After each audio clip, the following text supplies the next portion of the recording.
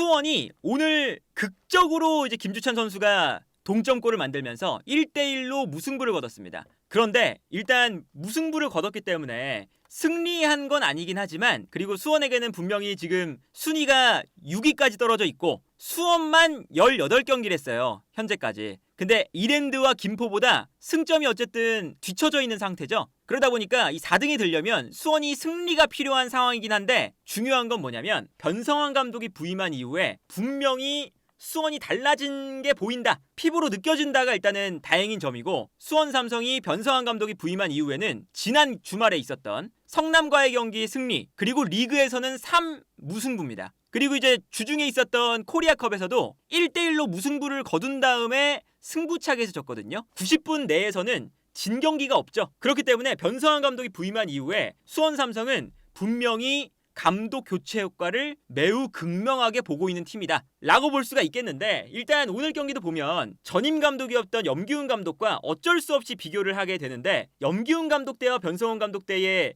차이점은 어떤 거냐면, 염기훈 감독도 본인이 하고 싶은 축구가 있고 변성환 감독도 본인이 하고 싶은 축구가 있거든요. 그리고 이제 재밌게도 두 감독의 이제 전형적인 부분은 엄청나게 막 다르진 않아요. 최전방에 3톱을 놓고 미드필더들이 올라가서 이제 5명의 공격 자원을 쓴다, 뭐 이 정도만 이해를 하고 보면 비슷한 형태로 경기가 되거든요. 그런데 본인들이 추구하는 이런 공격 패턴이 어떤 의도를 가지고 하는지, 그리고 본인의 의도가 제대로 이루어지는 것처럼 보이는지 그렇지 않은지의 차이가 좀 있죠. 그러니까 오늘 경기는 이제 수원 삼성이 분명히 오늘 질 뻔했던 경기거든요. 근데 아마 졌더라도 수원 삼성이 하고 싶은 경기가 눈에 보였기 때문에 완전히 비판을 받는 경기는 아니었을 거예요. 예를 들면 지난 경기부터 김보경과 피터를 중앙 미드필더로 세우고 있죠. 이제 김보경 선수가 특히나, 김보경 선수는 염기훈 감독 때 아예 기용도 안 되던 선수잖아요. 그런데 김보경 선수를 중앙 미드필더로 기용을 합니다.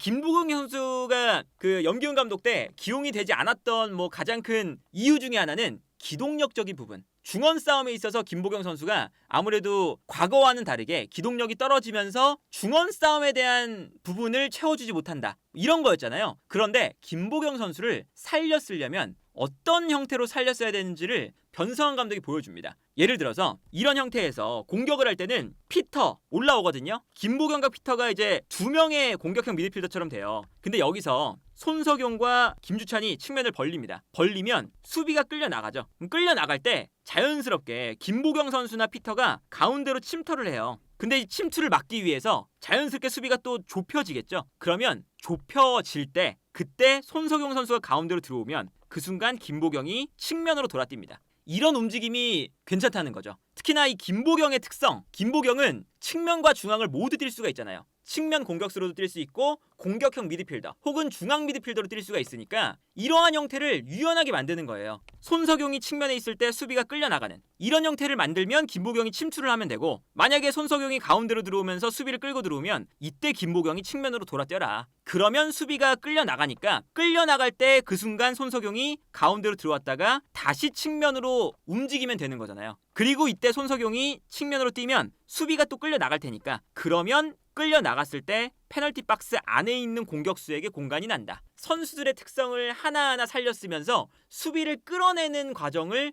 너무나 잘 하고 있습니다. 이제 이 장면을 보시면 순간적으로 손석용 선수가 가운데로 들어가는데 김보경 선수가 측면으로 빠졌어요. 근데 측면으로 빠지자마자 수비가 끌려 나왔죠. 근데 끌려 나오니까 손석용 선수가 가운데로 들어갔다가 수비가 끌려 나가니까 공간으로 침투해 들어가기 시작합니다. 그리고 이 공간으로 패스가 떨어지는 거거든요. 그러면 자연스럽게 손석용 선수가 뛰어 올라가면서 이 공간을 좀 쓰게 되고요. 그리고 손석용 선수가 이 공간을 쓰니까 수비가 또 끌려 나가요. 그래서 이 전 장면을 다시 보면 손석용이 뛰어갈 때 자연스럽게 피터가 뒤에서 올라오고 있습니다. 그러니까 이것도 이제 어느 정도 선수들이 우리 선수가 어떻게 움직이느냐에 따라서 내가 움직여야겠다는 것을 이해를 하고 뛰는 거죠. 그래서 손석용이 측면으로 뛰면서 수비를 끌어내니까 피터가 가운데로 뛰어들어오기 시작하고요. 그러다 보니까 손석용이 측면으로 수비를 끌고 나갔을 때 피터가 가운데로 들어오면서 컵백을 받아서 슈팅을 할 수 있는 이런 장면이 자연스럽게 나오게 되는 거죠. 이번에 피터가 미드필더 라인에서 볼을 잡습니다. 그리고 김보경이 가운데로 들어오면서 요 가운데 공간에서 볼을 잡아요.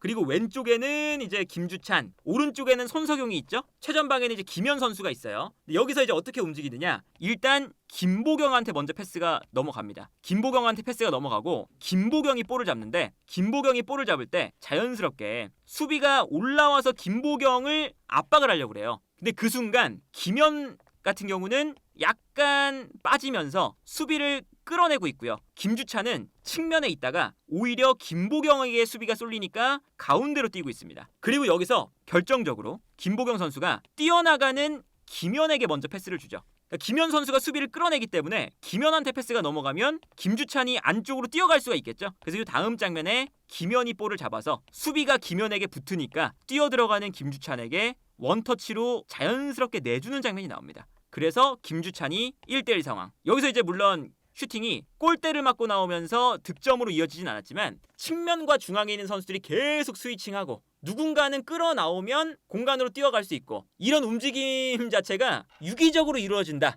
이거 자체가 똑같은 선수를 지금 쓰고 있는데 변성환 감독이 부임한 다음에는 분명히 좋은 패턴 플레이가 많이 나오는구나 라는 것을 이제 알 수가 있는 거죠. 그리고 이제 후반전에 변성환 감독이 좋았던 건 또 어떤 게 있었냐면 전남이 앞서가고 있었기 때문에 조금 더 수비적인 전형을 많이 펼치기 시작했거든요. 전남이 이제 4명의 수비뿐만 아니라 어쩔 때는 5명, 어쩔 때는 6명까지 수비를 둘 때가 있었어요. 그러다 보니까 여기서 이제 수원이 수비를 끌어내야 되잖아요. 그래서 이제 후반전에는 이제 왼쪽에는 이제 전진우가 들어가고 김주찬이 오른쪽으로 옮기고 그 다음에 중앙 지역에는 이제 뮬리치도 들어가고 이런 형태가 계속 이제 이루어졌습니다. 그리고 김보경도 이제 나중에는 빠지고 이제 이종성이 들어가면서 유재호가 한 칸 올라왔죠. 이런 식으로 이제 공격이 구성이 되는데 이때 재미있는 건 뭐냐면 여기서 상대가 수비 숫자를 늘리니까 풀백들을 끌어올리면서 이거에 대응을 하기 시작해요. 예를 들면 이기재가 후반전에 나왔잖아요. 그러면 전진우가 왼쪽 라인에 있지만 가운데로 들어갈 수 있는 선수다 보니까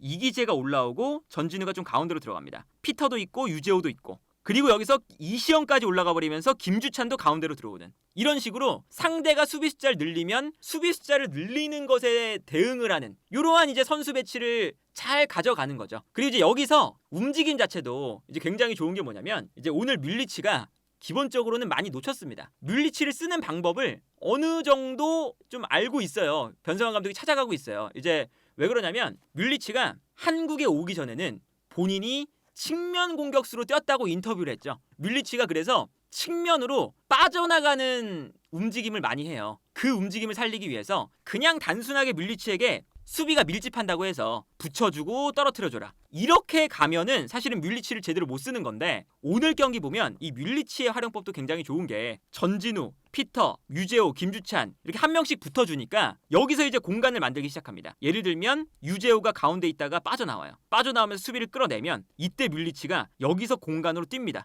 뛰어나가는 패턴을 뮬리치에게 주는 거예요. 그럼 뮬리치가 뛰어나갈 때 이 공간으로 뛰어나가면서 뮬리치에게 기회가 생기기도 하고 뮬리치가 뛰어나갈 때 수비가 끌려나가면 그때 옆에 있었던 김주찬 같은 선수들 혹은 전진우 같은 선수들이 뛰어가면서 공간을 또 쓰게 되는 거죠. 그러니까 이런 모습을 보면 뮬리치가 키가 크지만 버텨주는 유형의 선수는 아니거든요. 그런데 이 뮬리치의 특성 오히려 이 선수는 조금 스피드를 가진 플레이를 좋아하는구나 뛰어들어가는 플레이를 더 좋아하는구나 라는 것을 어쨌든 어느 정도 파악을 하고 그런 이제 모습을 쓰는 것들이 나온다. 이게 이제 후반전에 수원 삼성의 공격 전형이거든요. 그러니까 오른쪽에 풀백 이시영도 올라가고 왼쪽에 이기재도 올라갑니다. 그러면 이제 김주찬, 전진우, 뮬리치도 있고요. 여기에 이제 피터도 올라가는 거예요. 그리고 이제 여기에 대해서 유재호까지 올라가죠. 그래서 공격 라인에 일단 선수들이 굉장히 많아요. 그러니까 전남의 수비 라인도 보시면 6명이 있잖아요. 그럼 이제 여기에 공간을 만드는 플레이를 해야 되는 건데 이제 과거에 수원 삼성이 답답했던 건 그냥 이 공간으로